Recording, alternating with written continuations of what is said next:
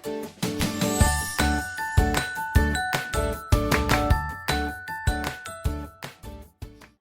Students, very welcome to on exam Niti. सही दिशा। स्वागत है आप सबका एग्जाम नीति पर मेरे यानी माधवी कुशाग्र गौड़ के साथ। तो फिर आज कितना इंपॉर्टेंट सेशन है, सबसे पहले मैं आपको बता देती हूँ कि आज हम सीखने वाले हैं कॉमन मिस्टेक्स इन इंग्लिश। वो मिस्टेक्स जो हम इंग्लिश में बहुत आराम से करते हैं। अच्छे खासे लोग इंग्लिश के टीचर्स होते हैं, बोलने वाले होते हैं, बहुत फ्लुएंट उनकी इंग्लिश होती है, बावजूद इसके वो ये मिस्टेक्स जरूर कर देते हैं। आप मत कीजिएगा, अपने जानने वाले फ्रेंड्स को मत करने दीजिएगा, अपनी फैमिली में किसी को मत करने दीजिएगा, और इस वीडियो को उन लोगों तक शेयर कर दीजिएगा जो पढ़ना चाहते हैं, कुछ सीखना चाहते हैं। चलिए बढ़ते हैं फिर आज के सेशन की तरफ और जानते हैं।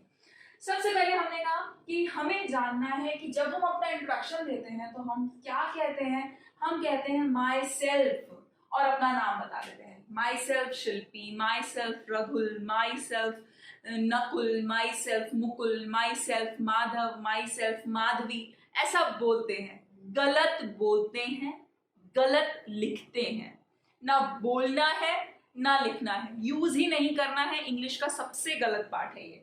आप फिर क्या कह सकते हैं? आप कह सकते हैं आई एम शिल्पी या जो भी आपका नाम है, या फिर माई नेम इज शिल्पी या जो भी आपका नाम है। जैसे कि फॉर एग्जाम्पल मेरा नाम है राघवेंद्र, तो माई नेम इज राघवेंद्र या माई नेम इज सीता, जो भी मेरा नाम है। ठीक है, माई नेम इज और आई एम, राइट। लेकिन बिल्कुल नहीं लिखना है और बिल्कुल नहीं बोलना है माई सेल्फ। नेक्स्ट रूल की तरफ बढ़ते हैं। गांठ बांध लीजिएगा, कभी ये गलतियां नहीं कीजिएगा। He is elder than me, wrong. He is senior than me, wrong. ना लिखना है ना बोलना है, पूरी तरीके से गलत। He is junior than me, wrong. ठीक, या this is prior than that, wrong. नहीं, ध्यान रखिएगा, senior, junior, elder, prior, prefer, इन सब के बाद फिर से सुनिए, senior, junior, elder, prior, prefer. ठीक, या चाहे प्रेफरेबल हो, चाहे पोस्टीरियर हो, इंटीरियर हो, एक्सटीरियर हो, ये सब स्पेसिफिक वर्ड्स, स्पेसिफिक एडजेक्टिव्स, इनके बाद हमेशा टू लगता है, देन नहीं लगता। मतलब मैम सही क्या बनेगा? हाँ बिल्कुल वही जो सुनने में थोड़ा सा अटपटा है ना, वही सही है ग्रामेटिकली, वही सही है लिखने में भी और वही सही है बोलने में भी। मतलब he is senior to me, he is senior to me, he is elder to me, he is junior to me, या that is prior to this, या this is prior to that, या this one is inferior to that one। लेकिन हमेशा to लगेगा, कभी भी then का use नहीं होगा, ध्यान रखिएगा इस बात को। चलिए नेक्स्ट रूल की तरफ बढ़ते हैं। माई हाउस या this house is more bigger than yours. गलत होता है, कभी मत बोलिएगा मोर बिगर। ठीक है, गलत होता है, कभी भी मत बोलिएगा मोर बिगर। क्यों?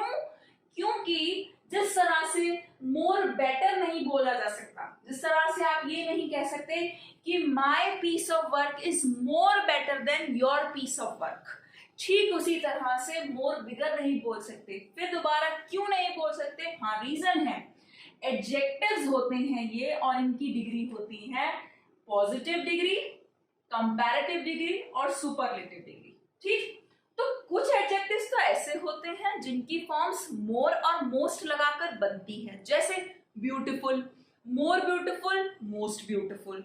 पॉजिटिव डिग्री है ब्यूटीफुल, फिर मोर ब्यूटीफुल, फिर मोस्ट ब्यूटीफुल। जैसे intelligent, more intelligent, most intelligent. ठीक, लेकिन जब बात बिग की है तो वो ऐसे नहीं बनता, वो ER और EST लगाकर अपनी फॉर्म बनाता है, उसमें मोर और मोस्ट जुड़ता ही नहीं है। तो इसका मतलब ये है कि एडजेक्टिव्स की जो डिग्रीज हैं वो आपको लर्न करनी है। अभी आपका एडजेक्टिव वीक है, गलत बोलते हैं, गलत सुना है, गलत पढ़ा है, इसलिए ध्यान से और ठीक ठीक चीजें पढ़ना शुरू करिए। आपसे क्या है, फिर क्या बनेगा? वो बनता है जैसे गुड, बेटर, बेस्ट। जैसे मच एकदम डिफरेंट वर्ड, और फिर उसकी जब कंपैरेटिव डिग्री बनाते हैं तो वो मच और मचेस्ट नहीं होती है, या मोर मच या मोस्ट मच नहीं होती है, वो क्या होती है? मच मोर और मोस्ट होती है, ठीक है। तो इसी तरह से good, better, best, much, more, most, large, larger, largest, big, bigger, biggest, ठीक। ध्यान रखिएगा इन बातों को कि आप दो डिफरेंट एडजेक्टिव, दो डिफरेंट डिग्री के एडजेक्टिव्स को आपस में मर्ज नहीं कर सकते।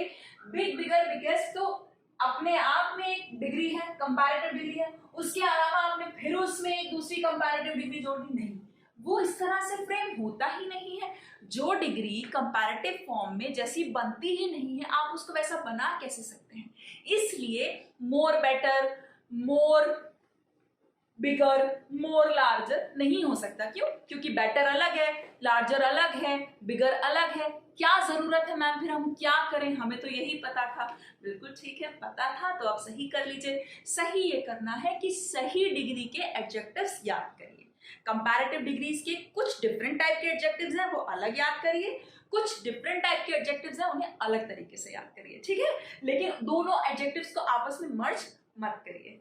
अब हम बात करते हैं नेक्स्ट रूल की। वो क्या है? जैसे हम कहते हैं प्लीज रिटर्न बैक सून, जल्दी वापस आना, ठीक। वापस आना अपने आप ही मीनिंग होता है रिटर्न का, ठीक। उसमें बैक का यूज नहीं किया जाता। Am I clear to all of you? समझ में आ रहा है ना? अगर कुछ भी डाउट हो ना तो पूछ लीजिएगा। अगर आप कॉम्पिटिटिव एग्जाम की तैयारी कर रहे हैं तो वहां स्लैंग की, सुपरफ्लुअस एक्सप्रेशंस की सबसे ज्यादा एरर देखने को मिलती है। अगर आप इंग्लिश बोलते हैं तब भी अगर आप ये बोलते हैं तो गलत बोलते हैं, ठीक है।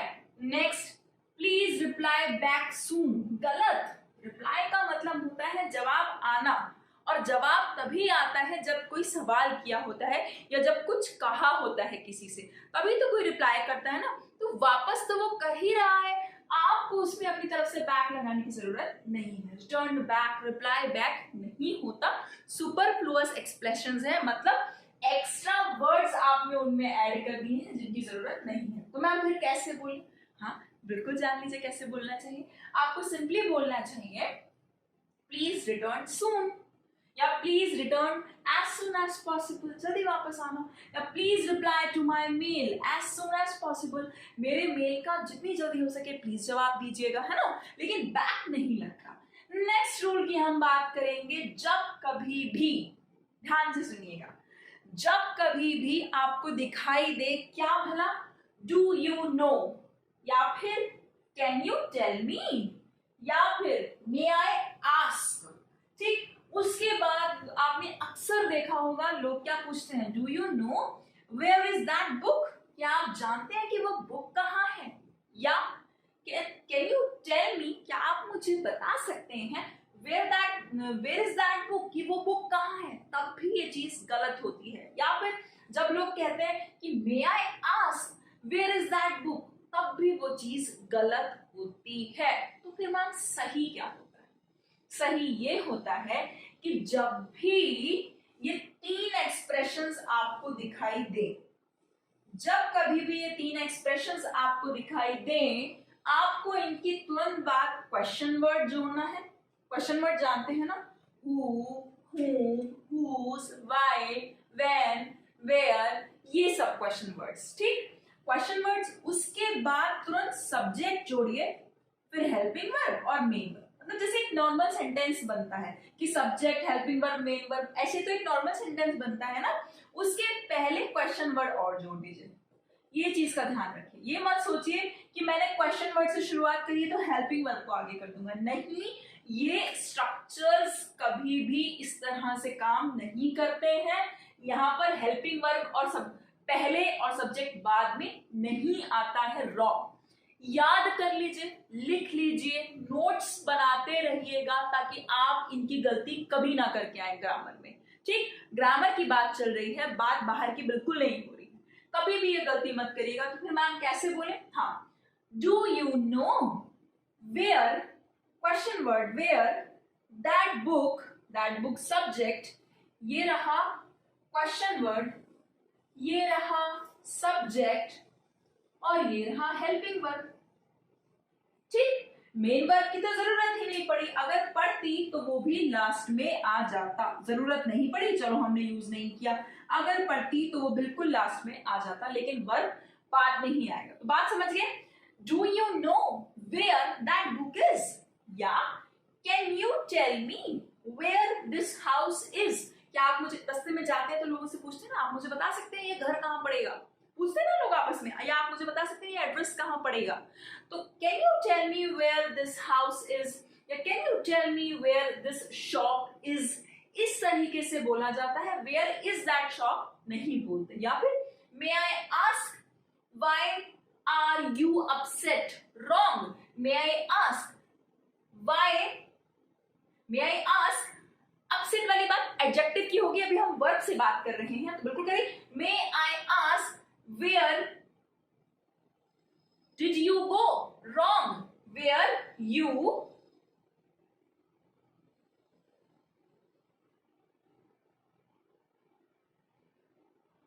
या अब हम अगर बात करें मे आई आस्क की तो किस तरह से करेंगे, बिल्कुल बता देती हूं। May I ask where that book is, बिल्कुल इसी तरह से पूछेंगे। या may I ask where is that house, बिल्कुल इसी तरह से बोलेंगे कि वेयर दैट हाउस इज, ठीक, where that house is. Question word plus subject plus helping verb, question word plus subject plus helping verb, किसके साथ? Do you know, can you tell me, may I ask. बात ध्यान में रखिएगा और ये बात बिल्कुल भी गलत नहीं कीजिएगा। आई होप आप ये 5 रूल्स तो यहाँ से सीख पाए। हम फिर मिलेंगे नेक्स्ट पार्ट्स के साथ, जहां पर आप और बहुत सारे रूल्स जानेंगे जिन पर आप मोस्टली वल्नरेबल होते हैं गलतियां करने के लिए, और हम जानेंगे, सीखेंगे कि भी साथ में कि इसके सही एक्सप्रेशंस क्या होते हैं। तब तक के लिए पढ़ते रहिए, ध्यान रखिए और खूब अच्छे से प्रैक्टिस करिए। Thank you, until then, Godspeed.